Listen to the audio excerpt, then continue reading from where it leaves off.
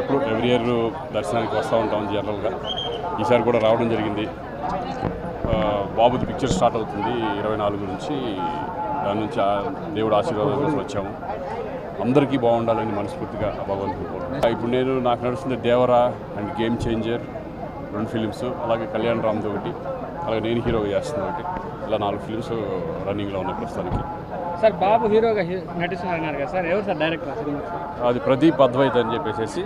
Producers వచ్చి అల్లు అరవింద్, మన అశ్విని దత్ గారు, స్వప్న వాళ్ళు.